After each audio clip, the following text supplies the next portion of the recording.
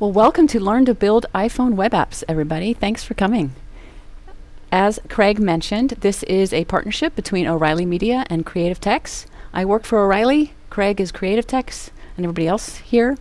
And the video will be available through both locations. So today I wanted to tell you first that I am recording live in the Creative Tech studio, as Craig said, which I love. It's really fun being here and having a live audience and having the moderators to interact with and get questions from the online audience, which is really fun. So before I get started in covering the material that we're going to be talking about in the next 4 weeks of this class, I wanted to talk specifically to O'Reilly customers because this is really a new thing that we're doing for you that we haven't done before, this type of product where we are creating these classes, recording them, and then offering those recordings over a period of time as a product for you to purchase. So if you are an O'Reilly customer and you do purchase the video download package, when you do that, you will see in your account an electronic media tab, which is right here. And when you click on this tab, you will see a window come up that looks like this, and all of the electronic media that you have purchased will be in this window. And so look for the Learn to Build iPhone apps with HTML, CSS, and JavaScript, and then you can click on this View button here. And then that will take you to another page that has the table of contents and all the information about the videos as we're recording them and adding them to this page. So right now, if you go, all you'll see is one video, the little sneak peek that we recorded. As we record each class, we'll be uploading the new videos to this page. If you click on Show All Information, you will see the description here, and the code files will show up here as well, so that you can download the code files associated with each class. When you go to watch a video, you can download it, as Craig mentioned, but you can also watch it online. When you click watch, it will take you to a page that shows the video here at the top, and again, the description of that particular segment right underneath. So for O'Reilly customers, that's how you're going to access the videos. All right. So now let's get ready for class. So what I'm going to do is I'm going to talk about what we're going to be covering in each class and give you a little demo. And I want to make sure that everybody understands what we're going to be covering and what you need for each class. And really, you don't need a whole lot. For next week, we're going to be talking about really creating web pages that are styled for the iPhone. So we're going to be talking about HTML and CSS primarily.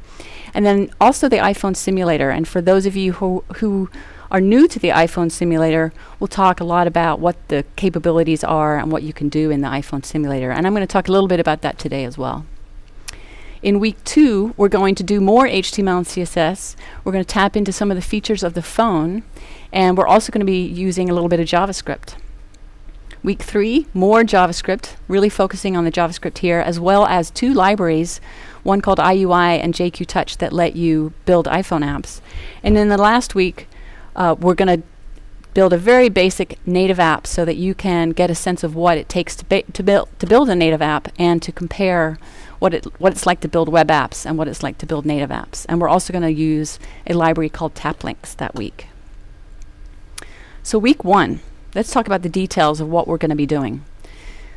I'm going to basically build this app, which is we're calling a BizCard app, that takes my author page at O'Reilly and turns it into a page that is styled specifically for the iPhone. So if somebody came to my author page using an iPhone, they would see a customized page that looks good on this device. And so involved in that, we're going to be talking about how to size web pages for the iPhone, how to style specifically for the iPhone, and that includes making lists that look like those nice iPhone lists that you see in other apps, both native apps and web apps. We're going to be talking about conditional CSS, so that if you have one page and you want it to look good on both the desktop browser and the iPhone, I'm going to show you how to do that. We're going to look at some WebKit extensions, and WebKit is the framework that the Safari browser is built on, and it has some extensions that are specific to WebKit browsers that you can take advantage of to do some cool things for the iPhone. We're going to look at iPhone style lists, as I mentioned, and we're going to talk about using the iPhone simulator. So let me jump out of here real quick, and I'm going to demo the first app at the same time as I'm going to talk a little bit about the iPhone simulator. So to test your iPhone web apps on your desktop, one of the best ways to do that is using the iPhone simulator. And to get the iPhone simulator, you have to go to developer.apple.com/iPhone. You need to sign up for an Apple ID. And when you do that, it's free. This is not the $99 process. This is a free process. You will get access to the iPhone Dev Center.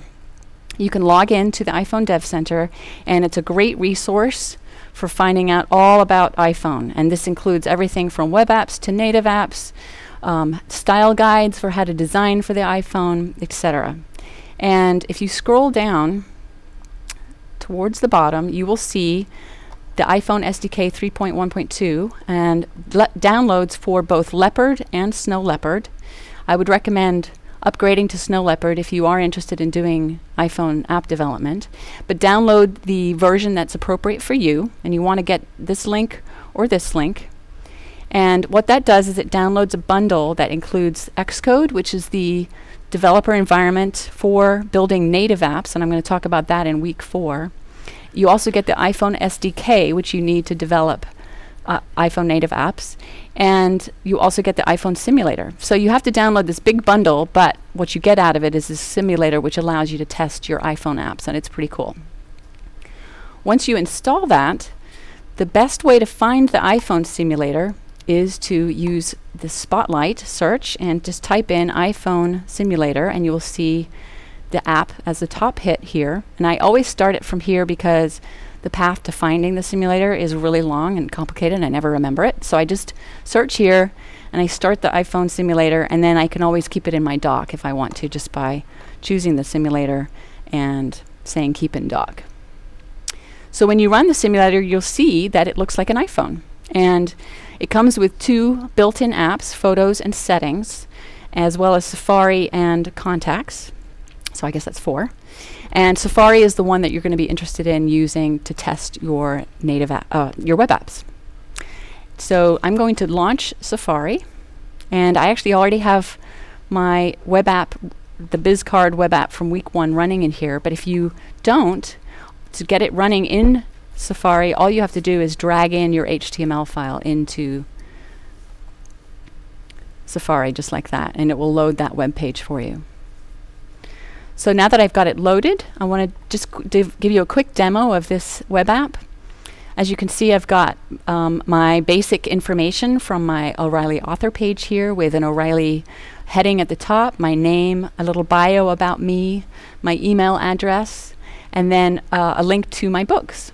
So when I click on my books, it takes me to the second page, which corresponds to this books.html file here. And in this page, I've built a list, an iPhone style list. Yes, Sarah, we have a question. There's a number of questions in the GoToWebinar about this is only on a Mac, right? You can't do this on a PC. You cannot run the simulator on a PC. That's correct.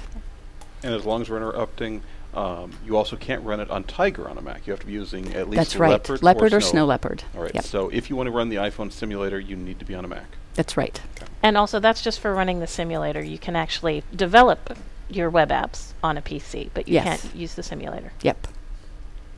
And a question from the audience. And it looks like we have a question in the audience. I was wondering if there's a requirement for the processor as well. Does it have to be an Intel-based Mac? Yes. Okay. All right. So I'm going to teach you how to develop these iPhone style lists.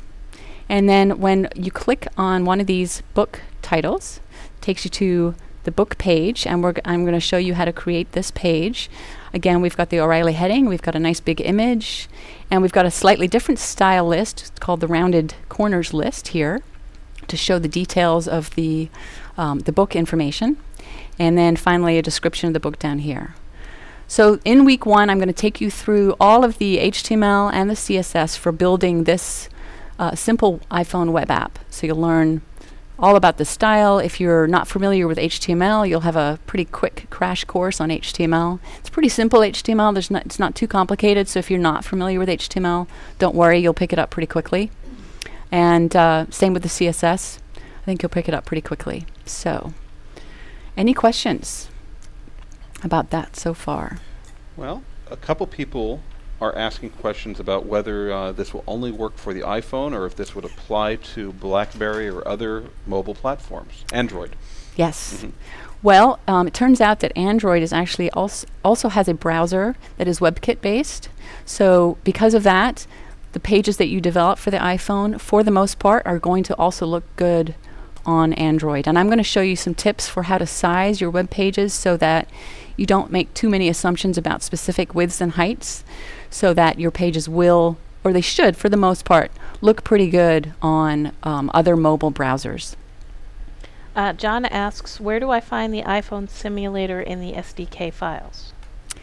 Once you've downloaded, and you have to install, so when you download the iPhone SDK bundle with Xcode, it'll give you an installer package. You just double click and it takes you through an installer process. It takes about 15 to 20 minutes.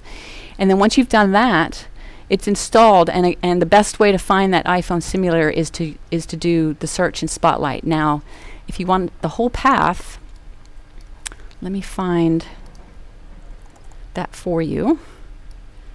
Find the app. There we go.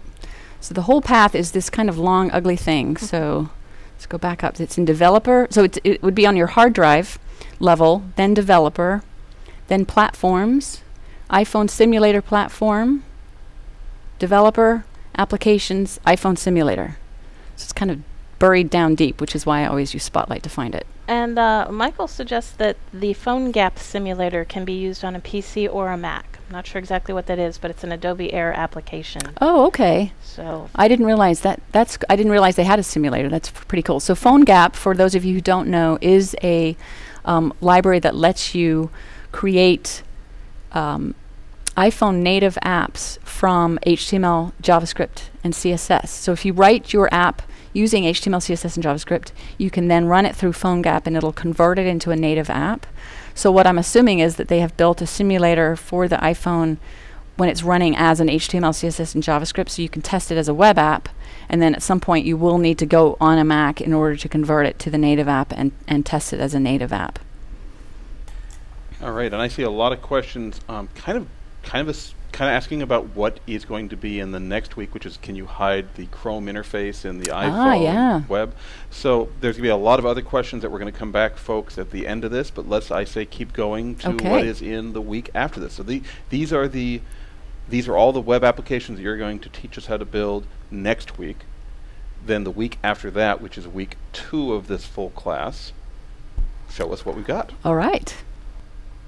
All right, so week 2, we're going to get into some of those things exactly as you said, Craig. We're going to tap into some features of the iPhone. So we're going to build a web app that lets you make a call, send an email, launch a Google map, play a video, and doing all of this from a web app. And we're also going to talk in more detail about what makes a web app. What is it about an app, a web app, that's different from, say, a native app, or different from just a web page? So we're going to talk about that. And we'll also talk about how to launch web apps from your home screen, which makes them even more native app-like. And I actually think this is a really cool feature. And this is how you get rid of the Safari Chrome. It looks like a native app sitting on your home screen, and when you launch it, because you don't have the Safari Chrome, it looks very much like a native app.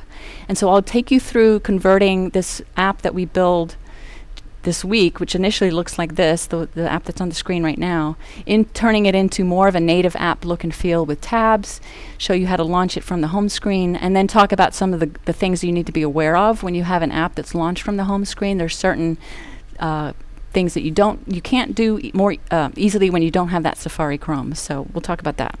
So let me jump out of here and demo that really quick so you can kind of see what we're going to be doing.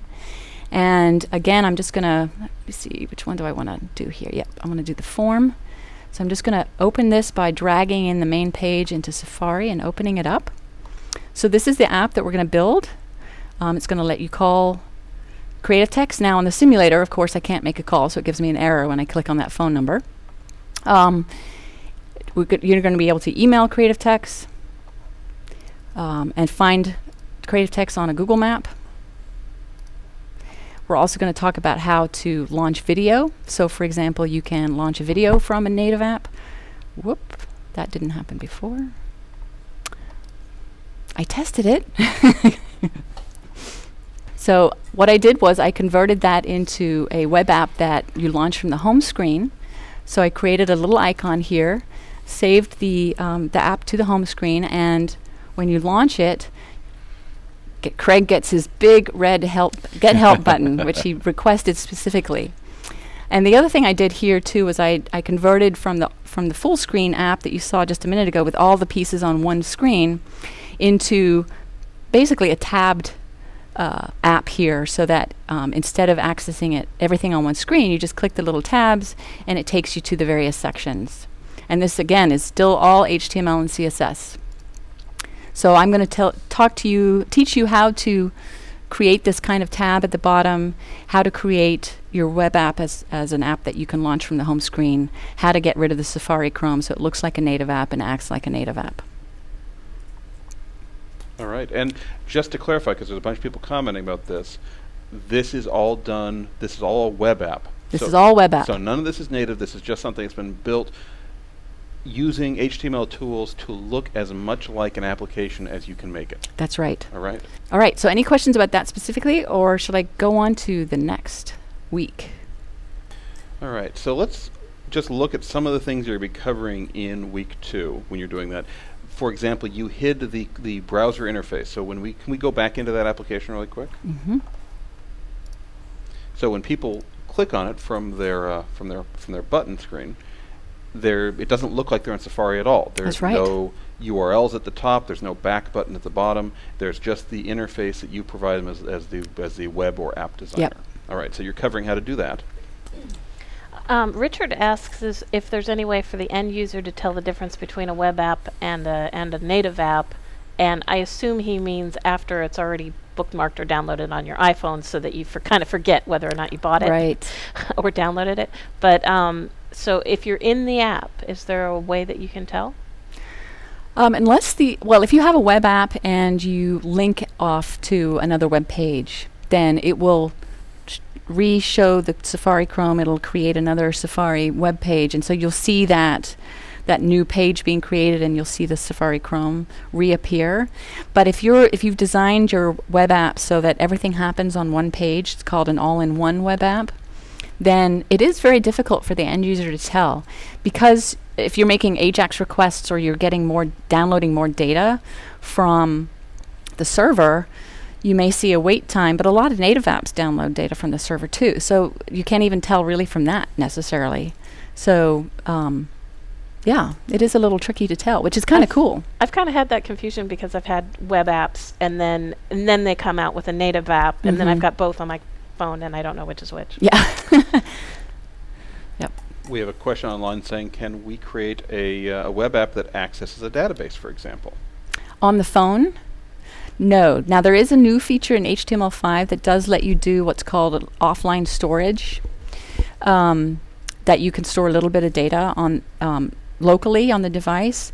So, but to access a database, you would have to access a database on the server in the way that you would normally do from any kind of web page. So you'd have a backend script in PHP or whatever, and your web page, you could submit a form that would access the database, access a script, and then bring data back from the server. So just like a typical web page would access a database on the server. So you can create basically a web app that can do anything that you can do as a web developer in terms of database-driven information you can put into a web app. Yeah.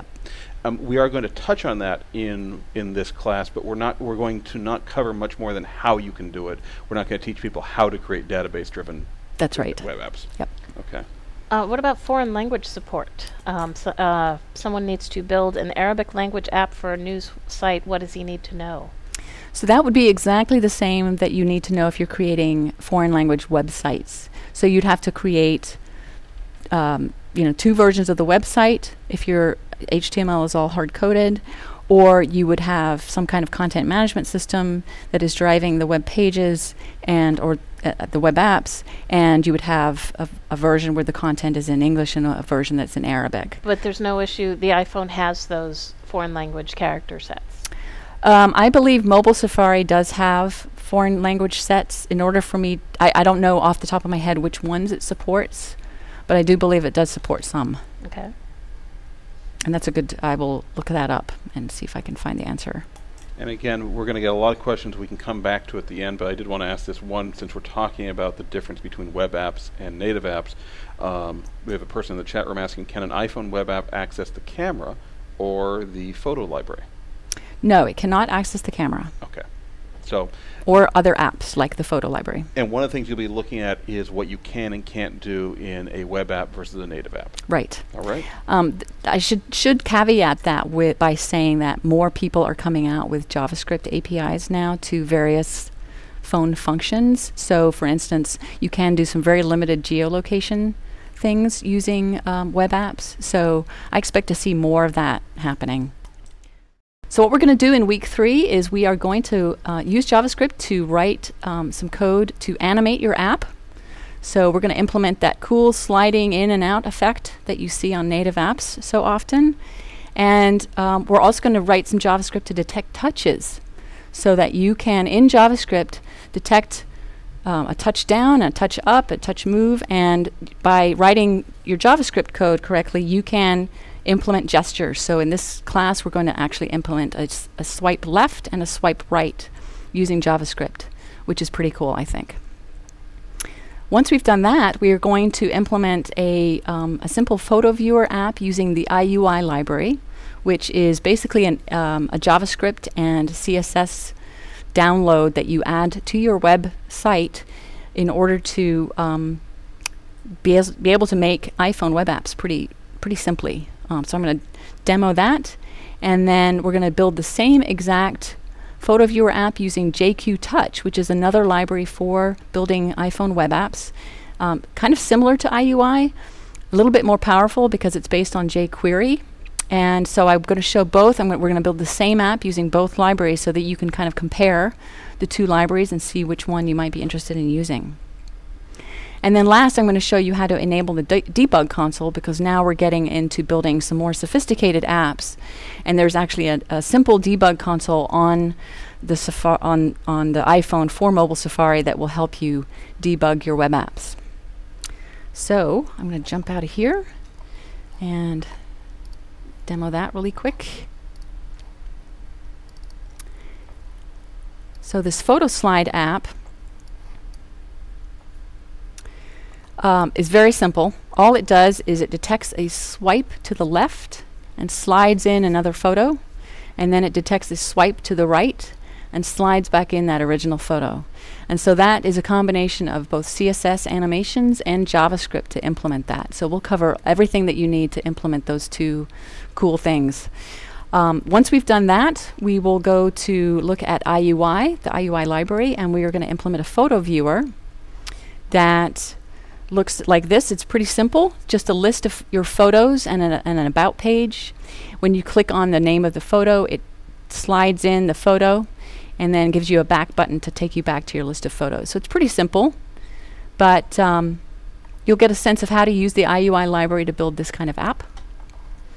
And then we will look at building this same app using JQ Touch, which is a jQuery-based library for the iPhone. Does the exact same thing, but you'll get to see the differences in how the two libraries work.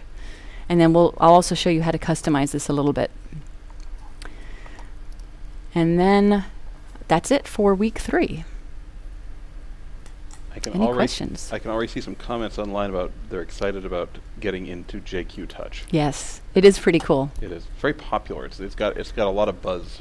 Yes, and jQuery is just, I've only just started learning it, but I love it. And I think having all of the jQuery power on the iPhone will lead to some interesting web apps. All right, I'm not seeing a lot of questions. Sarah, are you seeing any for this particular overview session? Well, there was a question about, is there a way to prevent, when you click on the icon on the home page, for a web app, it opens a new window in Safari. Is there a way to make it use an existing window? I think I've seen it use the same window if it's the same exact app on the same page. But I can't swear to that 100%. I see. Are IUI and JQ Touch free? Yes, they are. Yes. And, well, Wendy asks, what's the difference between a native app and a web app? Oh, good question, because I'm going to talk about that next. All right, let's go ahead and, so just to reiterate, we've got week 1, which is just basic web apps, or web pages. Week 2 is basic web apps. Week 3 is using scripting to add more iPhone features into what is still an HTML web application. And then week 4 is a very, very quick look at at building native apps. That's right.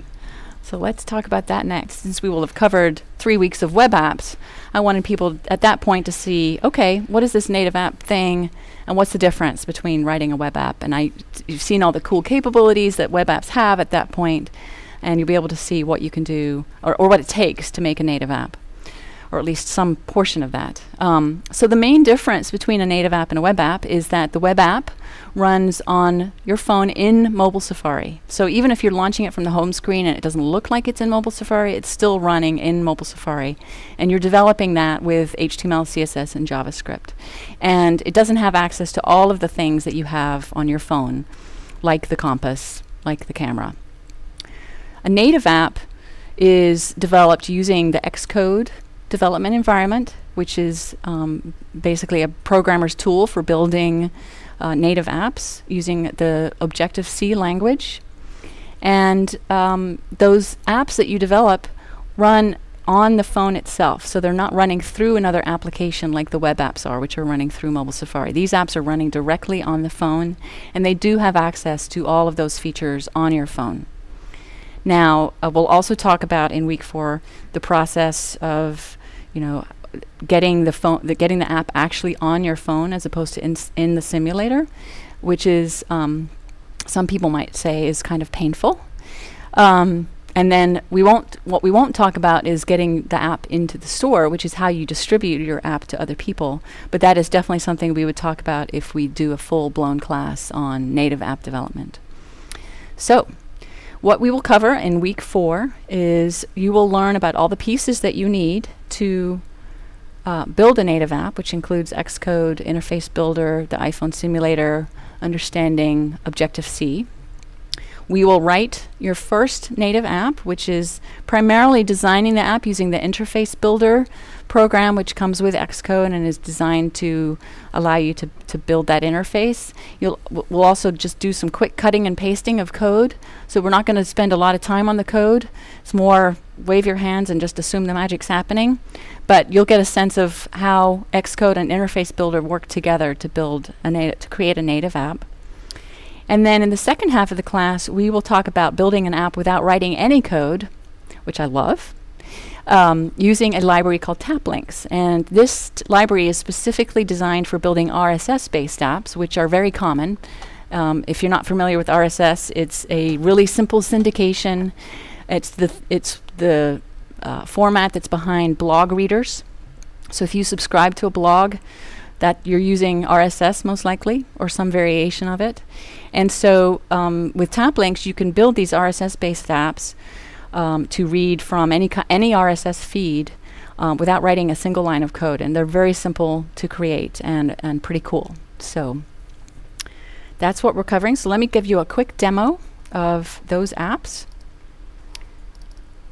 So the first one is Play Video, and I'm going to go ahead and launch Play Video into Xcode and build and run it in the simulator.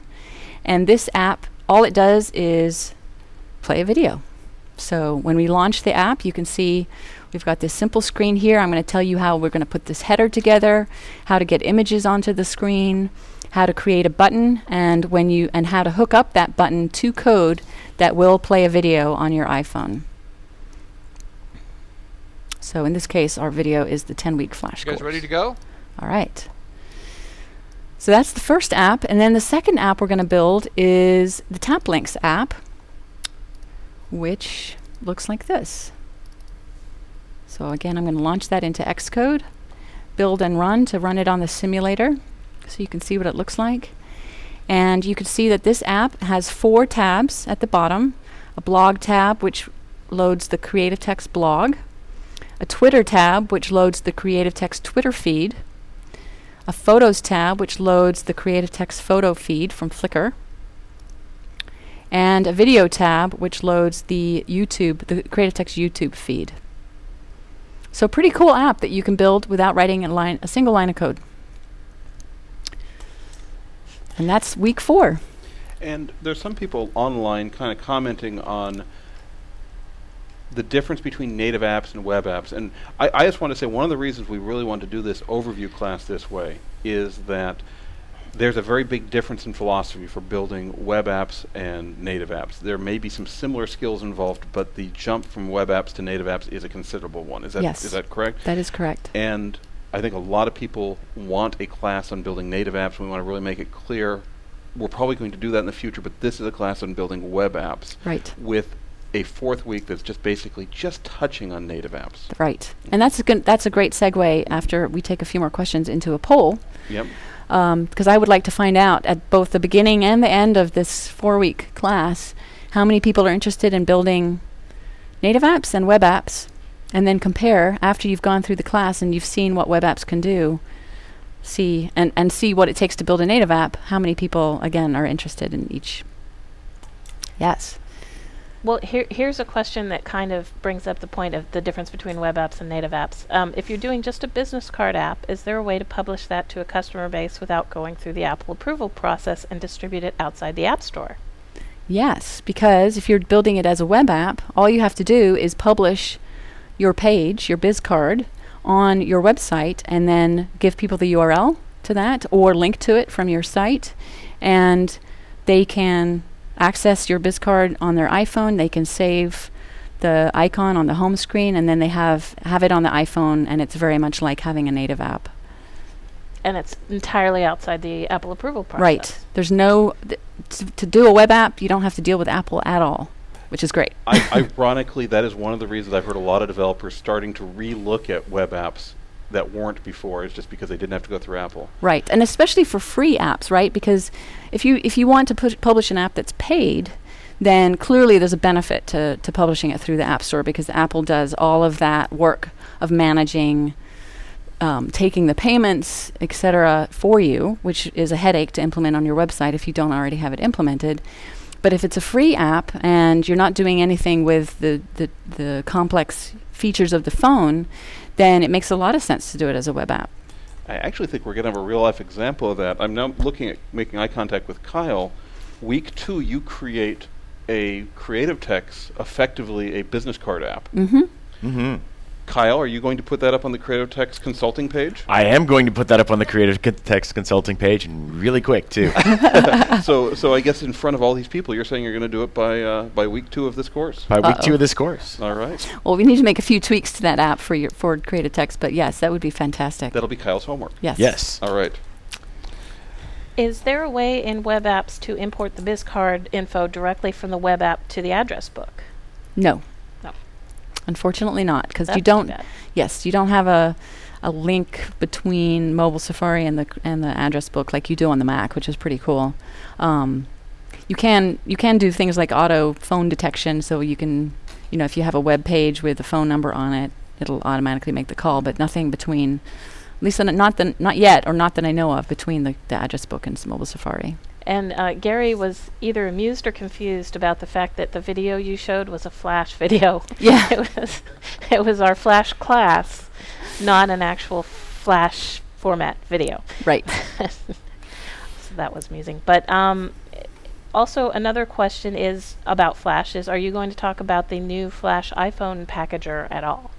I'm going to mention it as one of the options for people.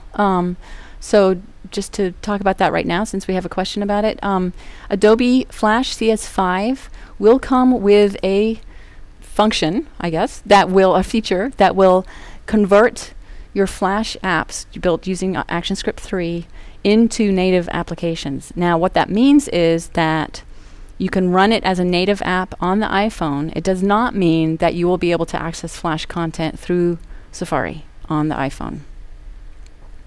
Right, so you're using Flash to develop iPhone applications as opposed to embedding Flash in a web page. Right. So it's very similar to PhoneGap in that way, in the same way that you would use PhoneGap to develop a native app using HTML, CSS, and JavaScript, then converting it. You're using Flash to develop your app and then converting it into a native app. And once it's converted, it's converted. It's no longer anything to do with Flash. It's a native app. And I think this series is the beginning of what I think is going to be an ongoing conversation around the topic of mobile development. Yes. I mean, we expect to be doing more of these. I expect to be doing a Flash class for iPhone development, various things like that. Yep. You know what, I'm seeing a lot of questions online. I'd like to start opening this up to more ranging questions from people. Okay. But before that, I think it'd be really good for us to put the poll up. Okay.